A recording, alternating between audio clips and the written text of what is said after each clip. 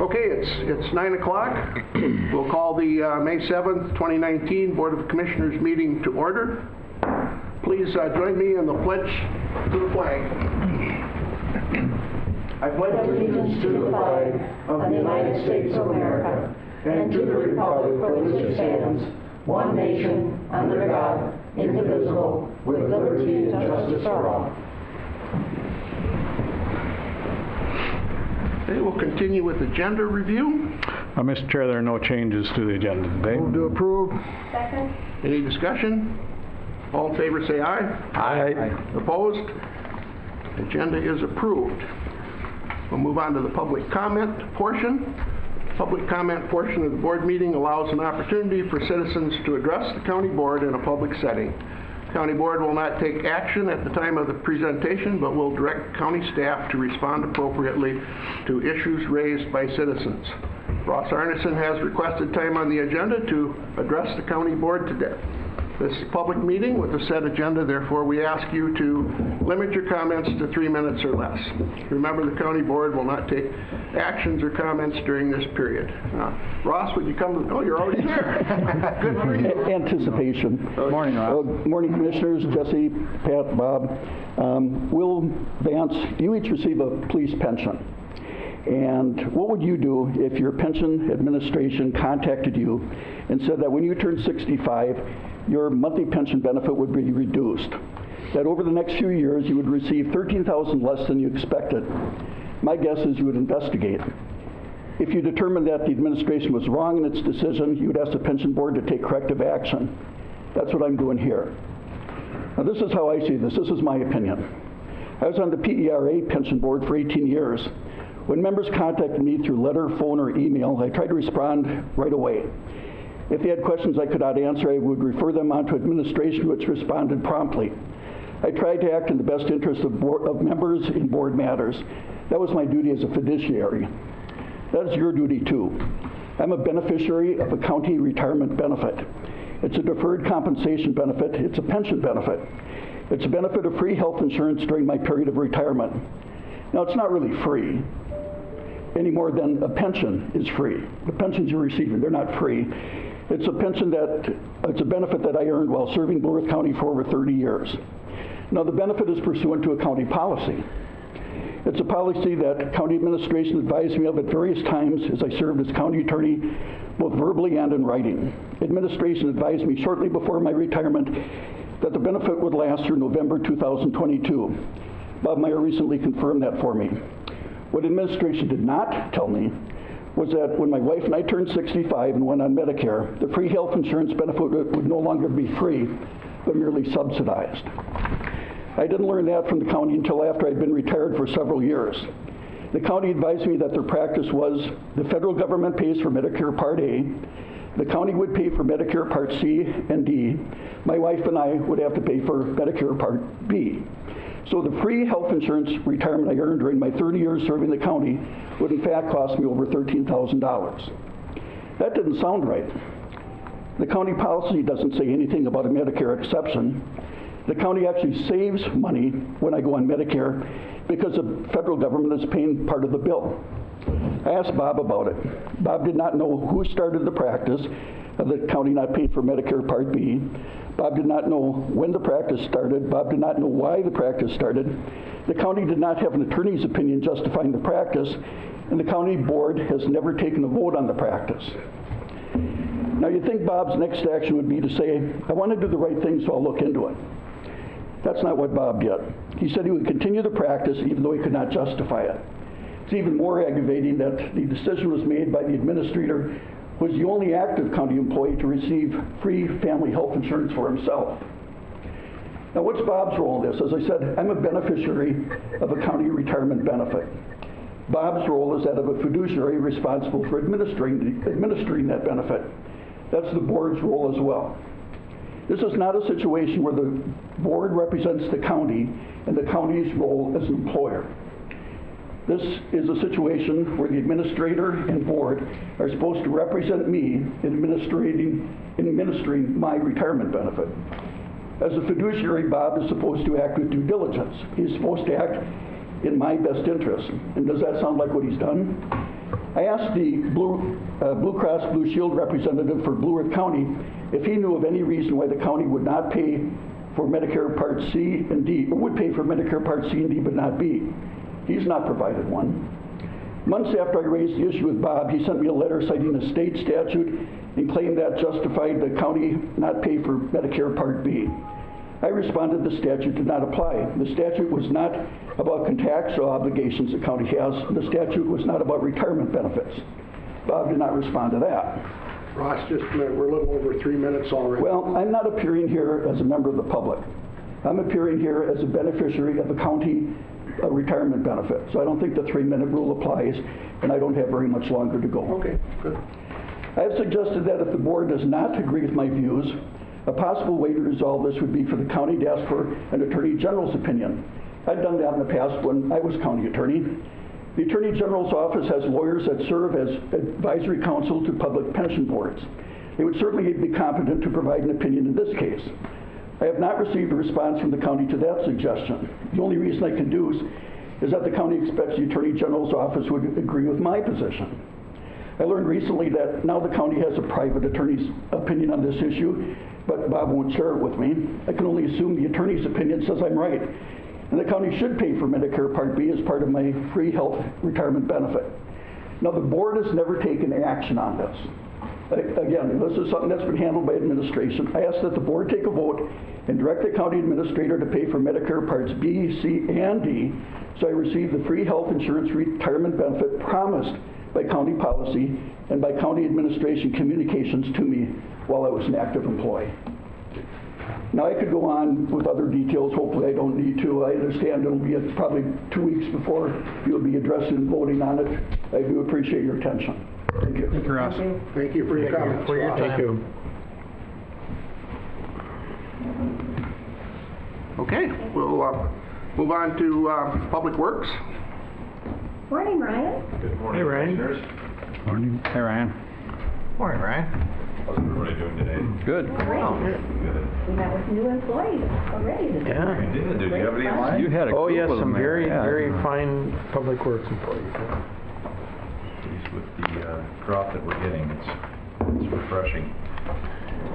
All right. Well, we've got a fairly busy agenda for the day today. The first order of business is consideration of professional service contract for County State Aid Highway 57. The roundabout interchange at US Highway 14. We solicited 3 professional service proposals received by Bolton & Mink, SRF Consulting, and Stonebrook Engineering. We evaluated the proposals on several different criteria and actually weighted the proposals with those different criteria. So we evaluated the project understanding, their background and experience, their proposed work plan, the cost, and the general response quality. The contract that you have in front of you is for services with Bolton & Mink Incorporated. They not only had the highest total score, but they also had the lowest base fee cost.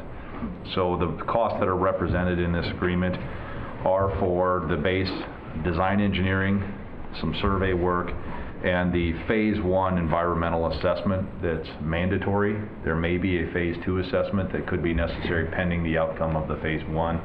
Again, that process is necessary because of the trunk highway involvement in the MnDOT cooperative-led project. So that is not included in the base fees. The cost is going to be there if it's required regardless. So we wanted to put the base contract together just to represent what we know is going to be cost to us. And as you may recall, we do have the intent to cost participate agreement with the city of Mankato, as well as about $90,000 worth of funding from MnDOT towards this agreement. So this will get us to plans and specifications. So I would request approval of this document. Just to make certain that the public understands, CSAH 57 is North Riverfront North Drive. Riverfront Yes, thank Drive. you. Otherwise, some people, where's CSAH? Yeah, Yes. yeah. I would move to approve. Second. Okay, is there any discussion? Just a question. Yes. I know when I was at USDA, I see there are numbers here as to what each thing would cost, supposedly. When I was at USDA, consultant would get, or SRF, whatever, would get, they were paid on a percentage of the cost of the project. Does that still happen? That happens occasionally. It's used. I think it's bad policy. I'm just curious. Our contracts are on a time and materials as incurred basis. So they bill us for the hours that they put into the project, not to exceed the amount that's set forth here, unless we have an agreement that there was a change in the scope.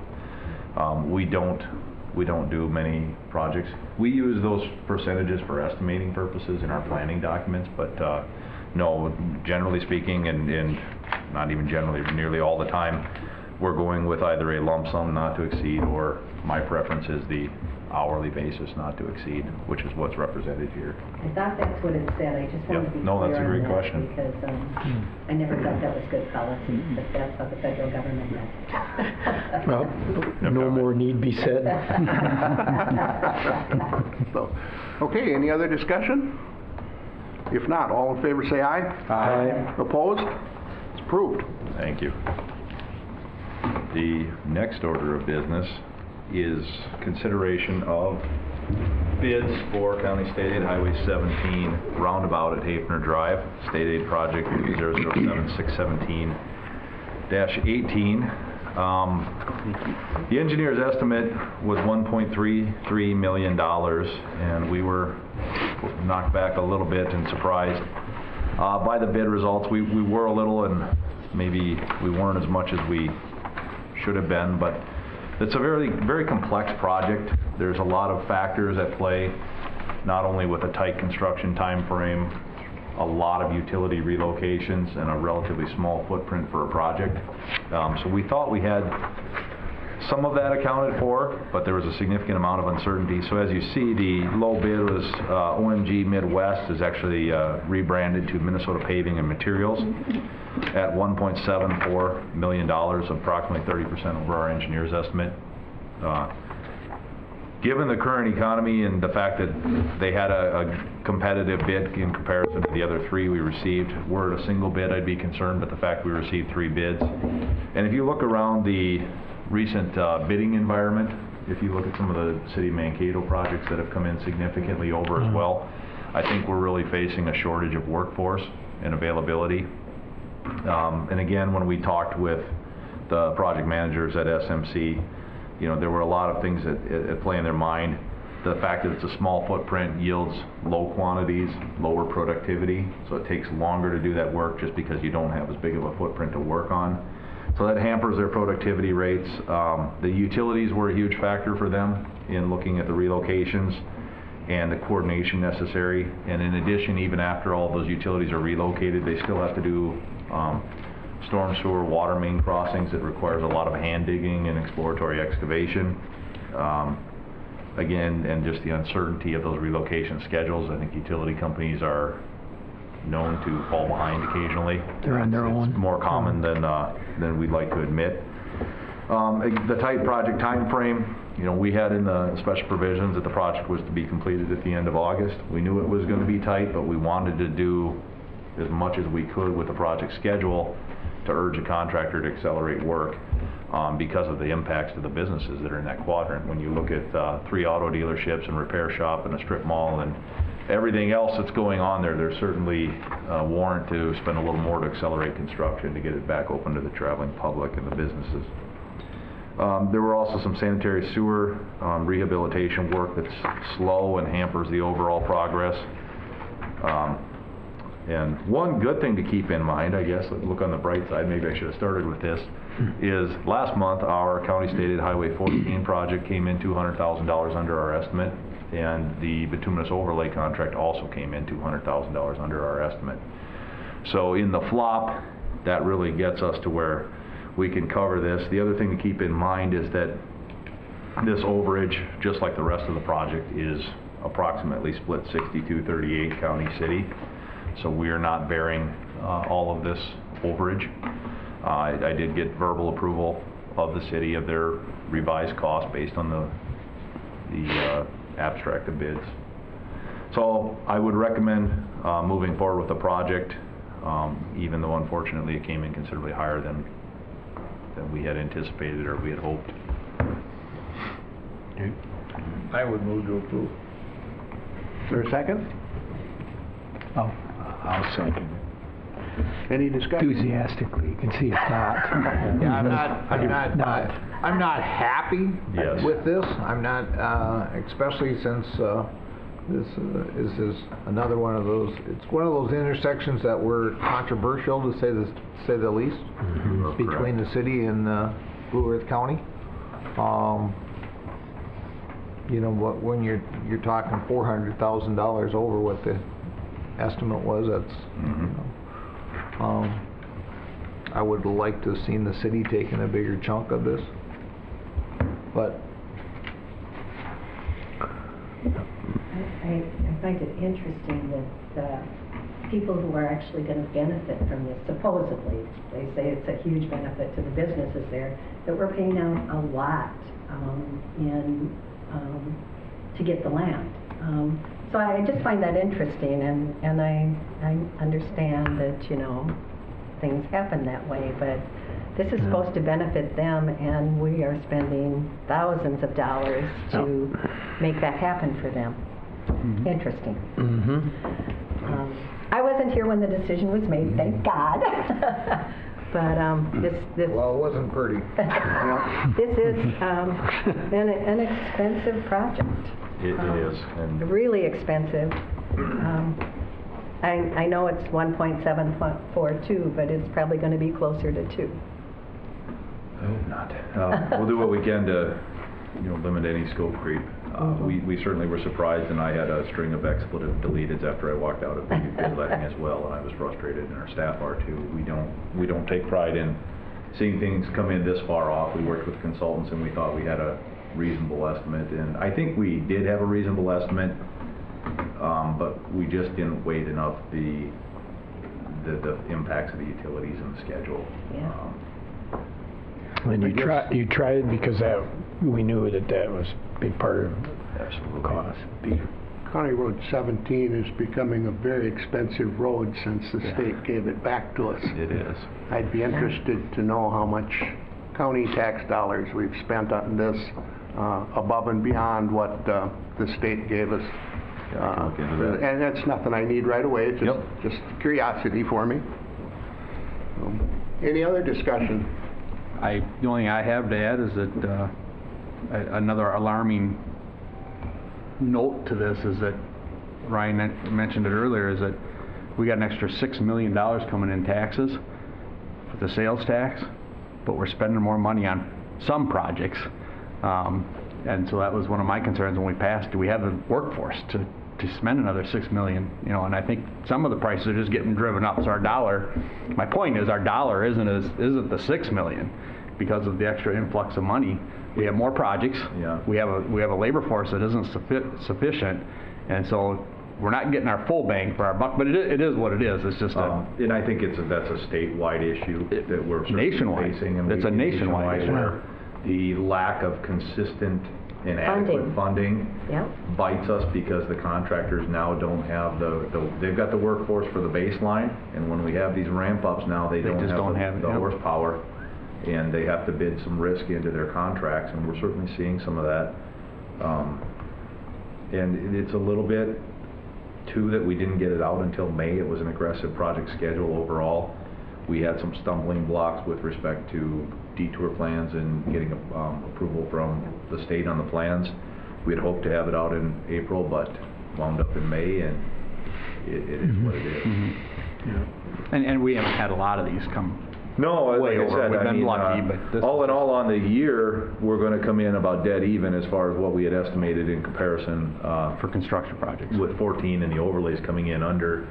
That at least gives us some flexibility within our budget. And we do hold contingency funds as well in our planning money for these kinds of things, or for contractual overages.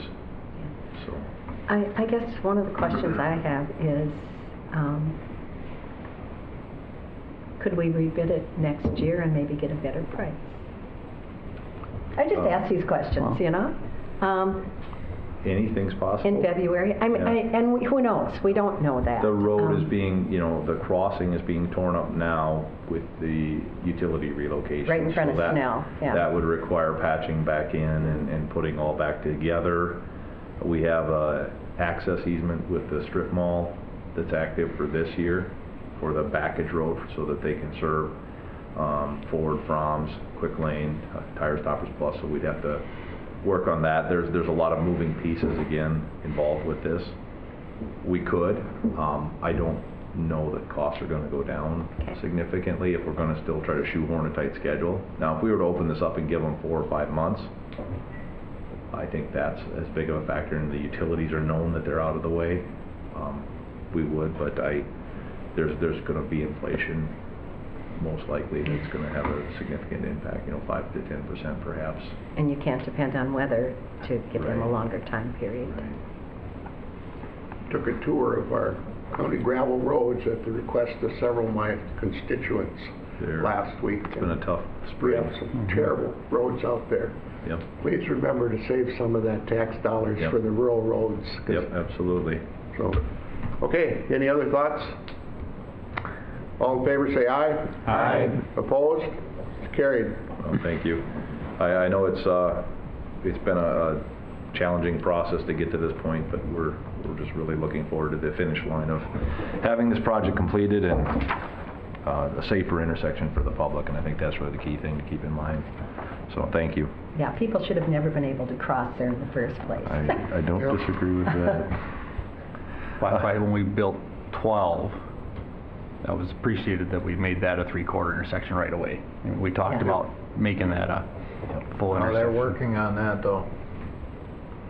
Yeah, they drive right around it. No, I meant The city? City and, city. yeah, need to get a, trying to bend our arm on that one. Action item number 3 is consideration of bids for the 2019 maintenance gravel hauling contract. We received 2 bids, Max Johnson Trucking and R&E Enterprises, and bids were extremely tight, within $250. The low bid was Max Johnson Trucking. I would recommend a word to them for our maintenance gravel hauling contract. Move it. Second? Any discussion? Not all in favor, say aye. Aye. Opposed? Carried. Great, thank you. Action item number 4 is consideration of bids from the St. Clair Highway Shop replacement. Included in the board packet is a letter from the architect with ISG, as well as the bid abstract. We received 6 bids. 4 of the bids were very tight. They were within $11,000 of each other. Unfortunately, again, the estimate was $730,000. The low bid was $817,879 to United Builders of Blue Earth. The number is staggering, but really when you look at the percentage, it's only 12% over the engineer's estimate. So it's still a reasonable amount, but from a percentage standpoint, it's not as far off as the numbers may look. The fact that we received those 4 bids in that tight of formation certainly leads us to believe that we have legitimate good bids, and that's where the market and the industry is at. I think this is, again, the byproduct of workforce and just the labor shortages that we're seeing universally. ISG provided a letter of recommendation within the packet. I would also request approval of this bid. Move approval. Second. Any discussion? I'll just give you some history on this project. It started out as a project we were going to remodel the building, and we decided to look at trying to rebuild the building. A lot of discussion whether a pole building or a steel building was adequate. We did decide to move forward with the steel building, but at the end of the day, again, back to Colleen's comment earlier, waiting a year, we've been dealing with this for a couple years, Cost us. and I think we easily could have had this done for a couple $100,000 less with the metal prices have gone up that much, and it's more realistic the price that I was thinking we could rebuild the building for. If we would have pulled the trigger then, Yep. it probably would have been done. This is hard, and I don't like to spend the extra money, but I still think it's a good investment in the property instead of trying to remodel the old building. The cement isn't adequate, the drainage, the building, and this is going to be a building for 50 years, 60 years. So. Yeah, absolutely, and 50-plus year building. 3 access doors, so 1 for each piece of equipment compared to the single door that we have now on the existing St. Clair shop. And then there's actually a 4th door for pickup truck, tractor, backhoe on the south side of the building. So ingress, egress will be considerably improved. It's 25% larger than the existing building, constructed on the same site. So it should be a great improvement. It'll be a good, yeah, it'll be good improvements for that Very staff. excited for it. Yep. Yes. Long time coming. Okay, any further discussion? Not all in favor, say aye. Aye. Opposed? It's carried. All right. Well, on to some informational One items. question. Yes, sir. So, since this is highway related, this last Yep. part, can the $6 million a year that we get for our sales tax fall into rebuilding this building? This building, I don't believe so because it's not on our projects list. Okay. However, as I understand it, and I'm not an attorney, I believe that if it's listed on your projects because your transportation shops serve a transportation purpose, Obviously. you can use the sales tax dollars for those types of facilities. Okay. But I believe it has to be on your list of projects. I know it has to be on your list of projects. So if we have something in the future, we should probably be putting could that on consider our and discuss projects that. list Yes. if we want to use the sales tax money. We can also use our county stated highway distribution for facilities. A handful of counties have done it, not a lot, because the struggle is it really feels like that money needs to go back out into the infrastructure that the public is using, but in the same breath, you've got to have those facilities to adequately maintain that infrastructure. How you maintain it, that's what it's all about. Okay, thank you. I'm You're sorry. welcome. No, Sorry for the question. absolutely. Please Good jump question. in. It's a good question. Planning projects update, CASA 10 from the Blue Earth River to County Stated Highway 1. Plans are near 90%. We're really beginning to meet with landowners and work on acquisitions, and we always come up with additional landowner requests that we try to incorporate into the plan. So we don't get them stamped, sealed, and signed until we're able to incorporate those if the timeline fits. So that's where we're at. Jack and Ryan are meeting with landowners and beginning that process. We have the Corps of Engineers permit submitted, so that's really critical path to whether we want to try to get that out this year for second half of this year and all of next year project. It's a considerable project in length, so it'd be good to give them that time. So that's our intention. How long is it usually taking to get the Army Corps It depends on the permits? level of permit and how Yeah. much disturbance you're doing. Yeah, Anywhere, I'd say from 3 to 6 months. yeah. Absolutely. And if you get into archaeological investigation, It's much longer. then it's a Hail Mary at that point. Yeah. County Stated Highway 27 from 17 to 2. We recently met with the consultant SRF for 30% plan review, provided comments back to them. We're moving towards a public open house meeting that's been scheduled for June 11th from 4 to 6 p.m. So we will be sending you invitations for that meeting. Our intention is to get out and meet with a couple of the high impact landowners ahead of that public open house meeting so that some of the impacts are not as big of a surprise, and let them incorporate perhaps any comments that we can into the open house documents. Item C, the County State Highway 41 Bridge Replacement Project. The bridge plans are completed and approved. The approach grading plans are beginning work. We brought on Stonebrook Engineering to assist us with the approach grading plans, and because that has federal funds, we have to develop a project memorandum. Where we're at right now with construction support on County Stated Highway 1 of the Turnback project, along with our other projects. We just didn't have the time in-house to get that done prior to the deadline at the end of the calendar year, so we brought in some help for that. Current bridge removal and salvage, item D.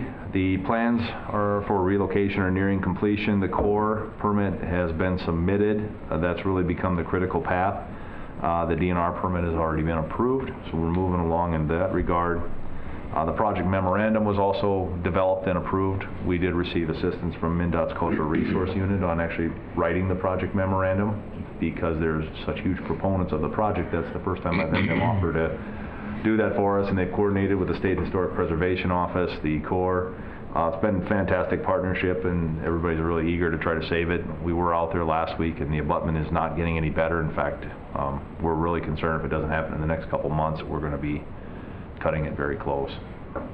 The township may have some tree clearing ahead of the project in order to get the trees taken down to meet the northern long-eared bat threatened endangered species requirements. Item E, the Mankato Shop feasibility report. The draft final report was submitted last week. We've made reviews and revision comments, and our intent is to bring forward that in June for board discussion and review and have a presentation. So whether we can find a work session date or if it'll just be part of our regular scheduled business on the first meeting in June. But we're hoping to have CBS Squared and the architect Bob Swirsky come with me to present on the report and what they found. Okay. County State Highway 4 box culvert replacement project. The plans are approved and we'll be letting bids on June 5th for June 11th board consideration. Now to our construction projects.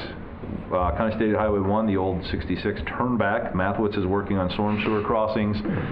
They've completed water main. They're doing site grading road section. On the north end, they'll actually be beginning the 70-degree faced reinforced soil slope this Thursday. So similar to the other reinforced soil slopes that were completed last year, that's going to be a very massive excavation. Wow. And a relatively slow process to bring it up, but we're saving considerable amount of right-of-way and import material by constructing those RSS walls.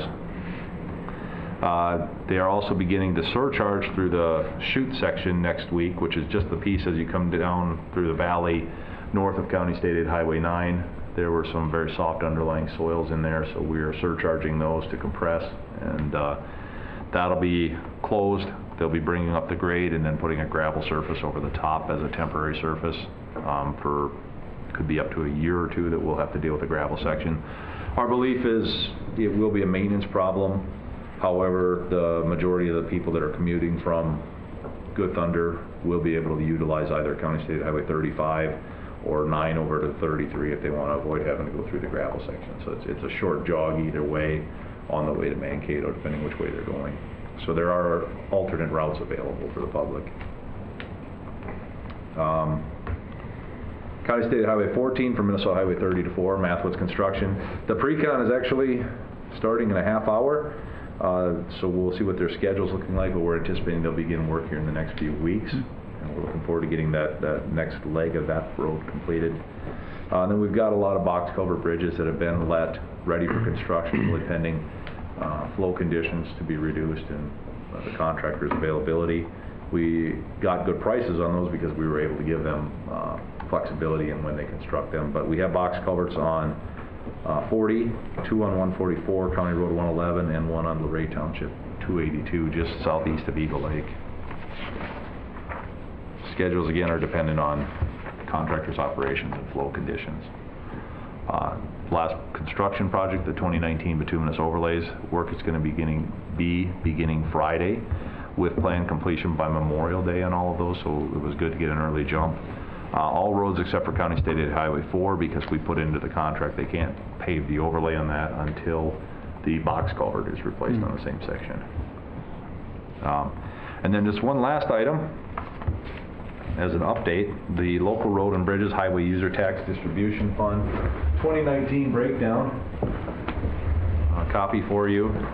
Maybe you've seen this already, maybe you haven't, but this does break down what the 2019 distribution of fuel tax revenues, license fees, motor vehicle sales taxes, and interest and other funds are, and how they go into the highway user tax distribution fund, and what eventually winds up going to the counties on the far top right-hand corner. This is a nice piece. I hadn't seen it. You haven't seen this before? No. I've seen this before, and It is. really is a good. Yeah. Yeah, it really helps make sense of it all. Yep. So for your information, I'd be happy to answer any questions. It's obviously very complex when you get into the CASA distribution, but that's where we get our big portion of our funding from. Yeah. Nice. All right, thank you very Are much. there any other questions I can answer? Not any I don't have any. questions, but a comment, Mr. Chair. We did a press conference on transportation funding at Capitol last week. Yes. And I think one thing that most people don't even think about is in the last month, gas went from $1.99 to $2.79. I think it's $2.84 or something right now. Now, 1 cent of that increase goes to roads and bridges and transit. It all goes to the oil companies. So when people say, you know, gas prices are too high, that's why we can't put any more money into the fund, that money is going to oil companies, not roads and bridges. And I think people need to understand that and realize it. I don't think most people think about that. So I wanted to say it again. Very good point. Thank you. Anything else? That's all I've got. Thank you, Ryan. Thanks, Ryan. Thank you. Good report. Have a good day. Thank you. You too.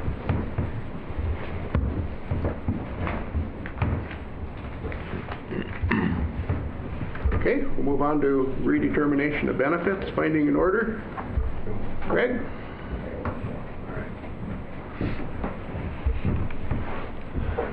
How are you doing, Craig? Morning, Craig. Greg. Today I'm asking the board to basically appoint viewers to do redeterminations of benefits on, actually this is 6 different ditches. We're looking at actually 2 joint ditches with Faribault County, and we'll have a meeting on that in about 2 weeks to those, which both those ditches are actually related to these groups of ditches.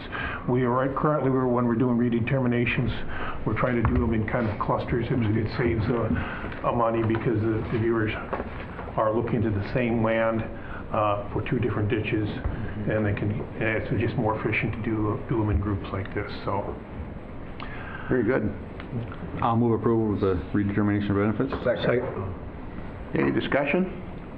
I'm looking at the last existing dates. One is over 100 years, Yep. and You think it's about time? everyone is within 98 to 100 years. So Yeah. it's well worth the time and that we get this done with. So thanks for bringing this up. Okay, we have a motion and a second. All in favor say aye. Aye. Opposed? It's carried. thank you. Thank you, Craig. Thanks, Craig. Equity issue. I mean, when you think about it. I think things have changed over the last 100 years. Gee, maybe. Just a little bit. A little bit. Yeah. Okay, I think we're ready for the county attorney's update.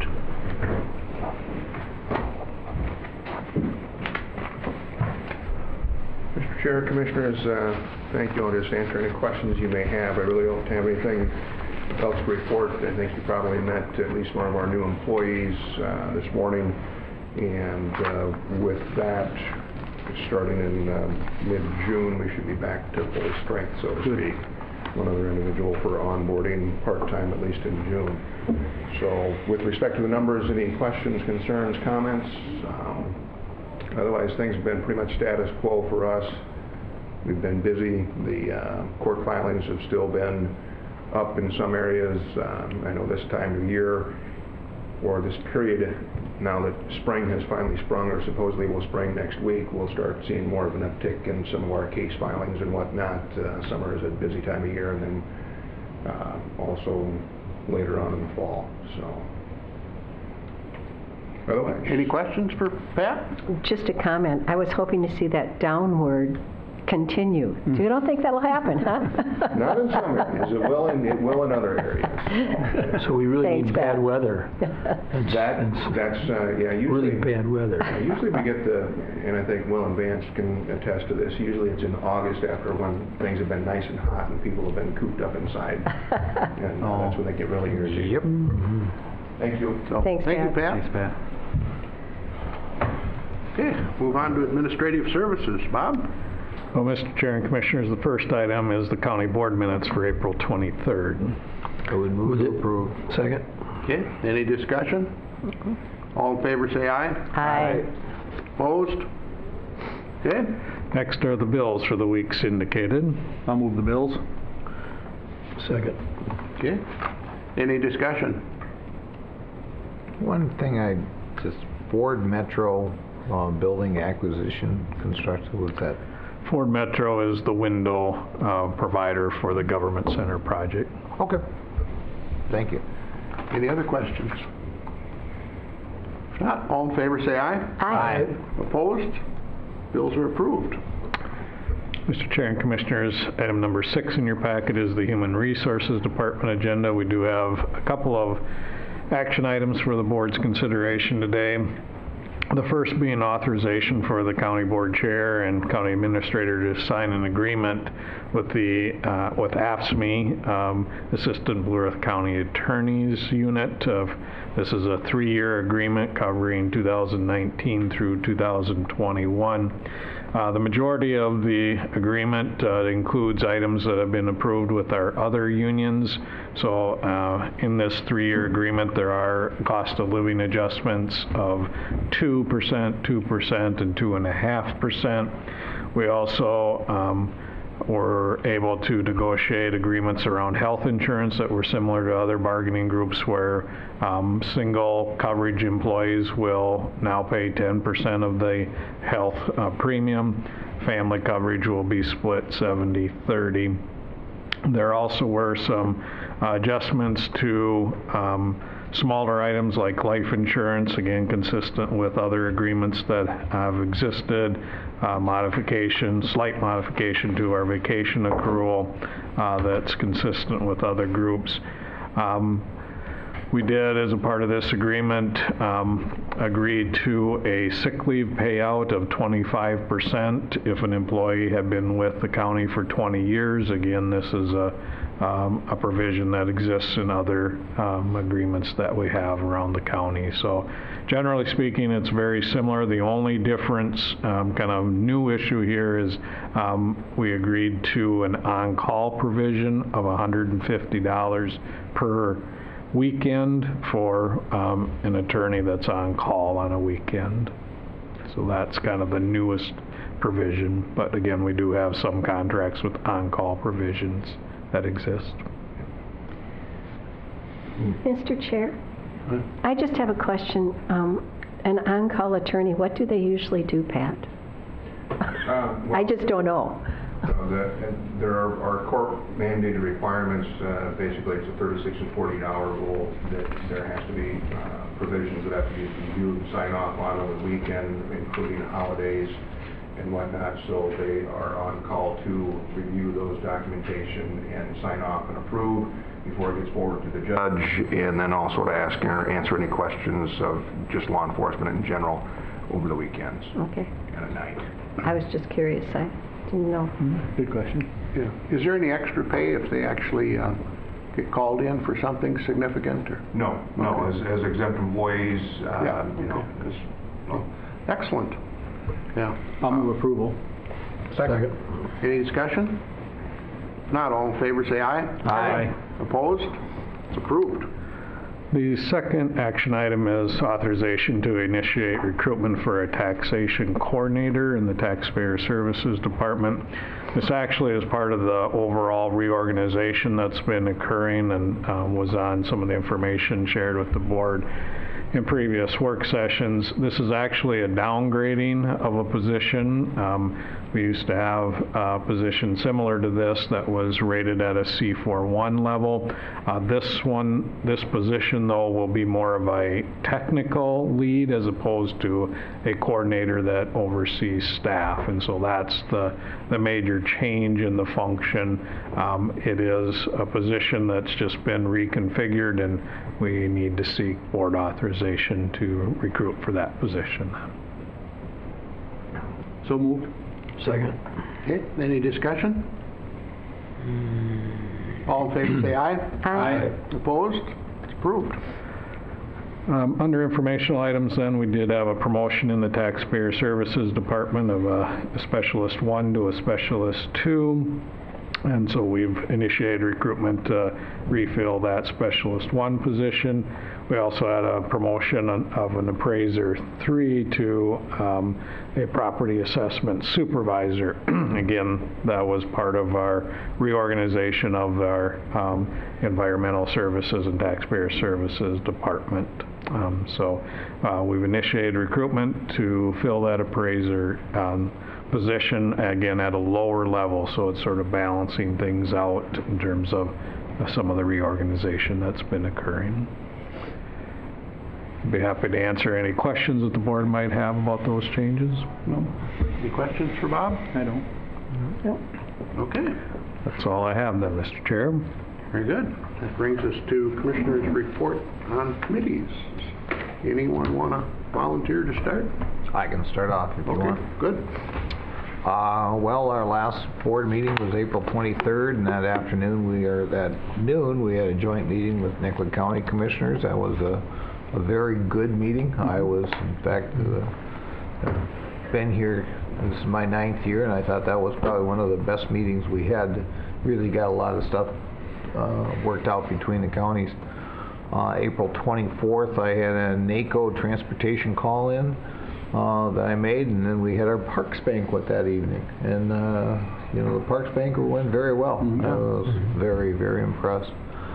April 26th, we had a safety lunch, and then at our county shop, and got to meet with a lot of the retired county employees, and plus shake hands with the people that take care of our roads and bridges and issues, so that was good. And then that evening we had our Historical Society event, and we got to see Kip at his finest. Shut the event down, and I was very proud to see the pictures of that event, Kip. You did a very good job. He really looked like, well, he was. I mean, if there was an award for somebody that really looked the part, I think Kip would have really done that well. I don't think you look that shady. Not in real life, right, Pat? All right. It was a lot of fun. April 29th, I had a Transportation Alliance Executive Board meeting up in St. Paul. April 30th, I had an airport air show meeting, and then we had a community garden meeting here. Thank you, Will, because I would have forgotten. Yeah, no problem. You called me. Looking out for you. May 1st, I went to that 1 million cups with Colleen, and I was very, very impressed to get entrepreneurs that are really trying to make the area better and help themselves out. And that room was packed. There must have been 60, 70 people in that room. It was unbelievable. I also went to the Children's Museum 4th birthday for their new museum over there behind Cub, and it's really amazing to see how far they've gone in just 4 years. And then I signed checks for TDS that afternoon. On May 2nd, I had a South Central Steering Committee for Towards Zero Death at MnDOT. On May 6th, I again signed checks for TDS, and I had a Blue Earth Nicollet County Safe Roads meeting again at MnDOT, and that's just our local Blue Earth Nicollet County part of TDS. And then May 7th, this morning, we had our new employees group orientation, and that was it. Chair, thank you. Okay, thank you. Mark, you ready? yes, sir. April 23rd, after a meeting, of course, a joint meeting with Nicollet County, and like Van said, that was quite productive. Wednesday, April 24th, I went to that was multi-hazard mitigation plan. That was with Mike Mowers, where they had, it was, and township, various people of the county were there, and it was a good overview, and of course they had an outfit from state heads from Duluth, U of M Duluth that did the liaison for it, worked that out well. And we did have our Parks Board joint meeting that night, and then Thursday I did have a Partners for Affordable Housing meeting, our monthly, and moving ahead with our a little bit more fundraising and taking care of our assets there in the buildings. And then Friday Was our safety meeting with the Public Works, and that went well. That was always fun to go to. Then that Friday night, of course, the Historical Society and Scarface, he did a good job. He had 2 roles, you notice. He had 2. And then some of us did go to the SIPs for Shelter, which was a fundraiser, reaching out to different people for the Partners for Affordable Housing. And that was Saturday. Then Thursday, May 2nd, the following, I did have and Kip was there too, the Solid Land Use Seminar. That was good and well attended by county people, county commissioners from all over and staff. Then May 2nd had the MAPO policy, our board meeting, approved some things, talked a little bit more about ADA and the plans there and how that process goes forward. Then May 6th we had another partner meeting. This was just events, the fundraising committee I'm on. We have that periodically. And then, like Vance says, ended up with new employees this morning meetings, and that was always fun, and got Colleen inaugurated into that process. That's right. Yep. Great. Thank you, Mark. Kip? After the last meeting, it was already mentioned, the joint meeting. I also thought that went very well. The Parks banquet was a hit. Brian does a nice job kind of summarizing the projects going on, and the speakers we had there from the college talking about the future of the landmark for the fort, the Hillier. Was relatively interesting discussion. And then I had a statewide Emergency Communication Board conference call and gave my report on the legislative committee. Safety luncheon was also a good time to get up there and talk to some of the retired employees and the new employees. I was out in the shop and talked to a couple of the mechanics and made our rounds there. The Historical Society event was a lot of fun. The Roaring 20s, and we were all dressed up. And actually, I think of the 300 people, I think most of them were in some sort of 75%. some sort of that's great. theme. And my wife had a great outfit. She was definitely the Roaring 20s, and we had a good time, and ended up busting up the joint after it was done, just so we can clarify that for the record. I busted it up in fun. I told them if they were in Blue Earth County, this would have been okay, but the fact they were in Nicollet County, they all had to go to jail. So, but at the end of the day, the cohort that I had gave them a pass and said they could all go home as long as they promised not to do it again. I haven't heard what they raised yet, but it was a good turnout. There was a lot of people there. And then Mark mentioned the affordable housing fundraiser. We had a tour of some wineries and breweries, and it was just a good chance to get to meet some new people. We go to all these fundraisers, you go to all this stuff and all these events, and you kind of know a lot of the people there, but this one I walked into, and other than Mark, I don't think I knew anybody else out of the 70 people. So ended up running into some other people we knew at every brewery or winery we went to, but that was just, but again, I think they raised some pretty good money, and they did a good job with that for it being the first year. Then I was up to St. Cloud for the Interoperable Conference. Pat Wallace and myself got awards for being the supportive Southern Minnesota South Central EMS and Regional Radio Conference, being the supportive. I got the one for being the elected official, and Pat got the one for doing all the work. So, Congratulations. It was a nice program. You've been on that for so many years. 9 years since we started. I remember when I was on it for the city of Mankato, you were on it. So yeah, I beat you out for chair, if I recall. You did. That's okay. But no, it's been a long. It's been a good program. But again, I went to that conference. You know, I go to AMC. You walk around. You know a lot of people. I walked in there. I didn't know hardly anybody. Went down, so I got to meet a lot of new people. Got to meet the several people that I have my conference calls with, the staff that I have up in the city that always take really good care of me, just like the staff we have here in Blue Earth County. But I got to meet them in person and visit with them. Got to meet and visit with the Assistant Commissioner of the Public Safety. Had a nice visit with him. He runs one of the boards, and so I got to meet him. So again, it was just a nice program and a lot of new stuff.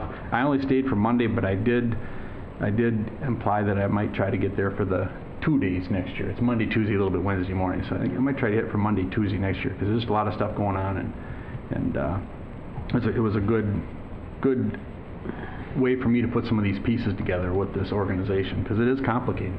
There's, you know, the state communication board, our local boards, and then the legislative committees, and so I got to understand more of that.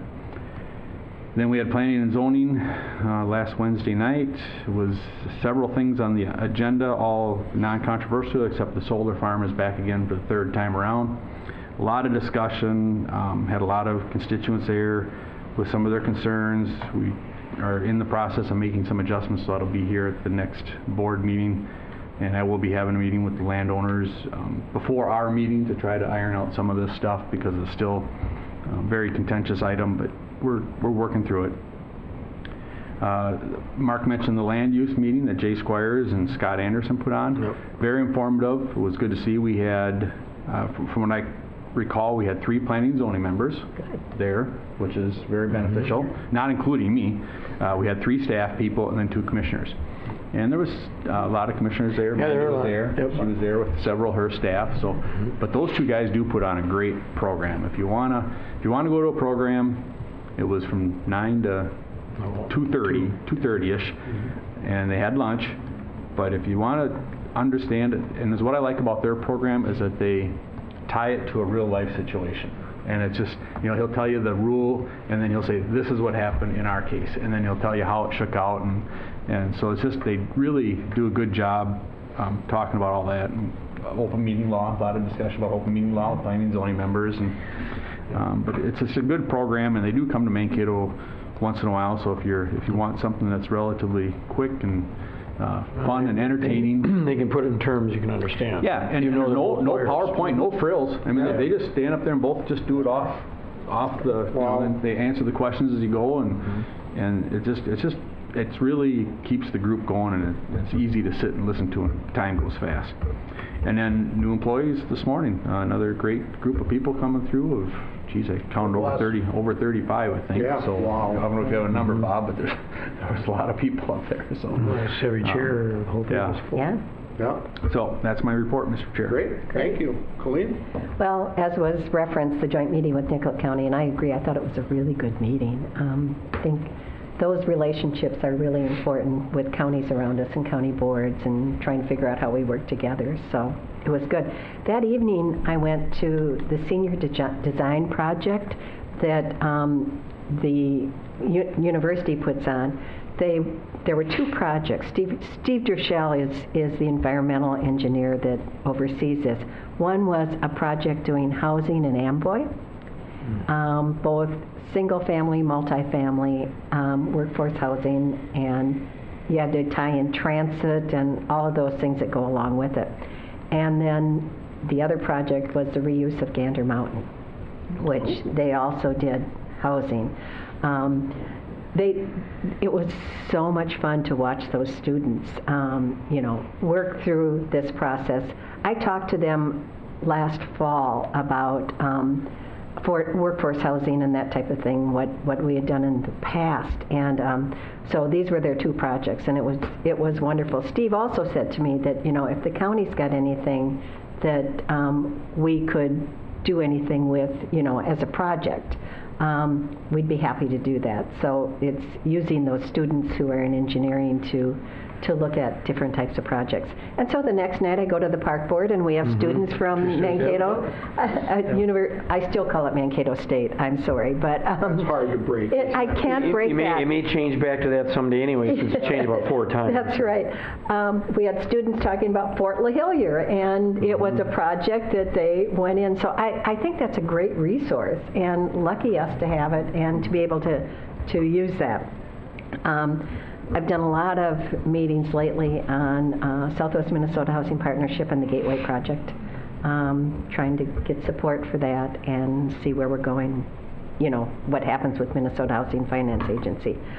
I did a press conference on transportation on the Capitol steps on the 26th to talk about the need for the legislature to put together a sustainable, long-term funding mechanism for transportation.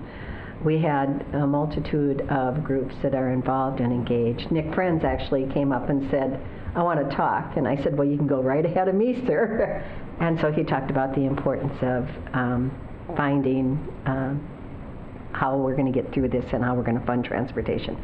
Hornstein was also one of the speakers, and a few other. There were a lot of people there with big earth-moving equipment behind us. Wow. Yeah, it was very fancy. That's the fun part. Then came back for the safety luncheon, which is always fun. It's always good to see everybody and see what's going on out there. I went to the Southern Minnesota Initiative Foundation's annual meeting, which was held at Chankaska. They've always done it in Owatonna. This year they decided they're going to do it at about 4 different places around the region. And it was really nice, a little smaller venue, and you actually got to interact a lot more with the staff and what's going on and how they can help. Went to Million Cups, which was great. And then that afternoon I went and listened to, or that morning, Thomas Friedman, who's New York Times columnist, and he talked about globalization.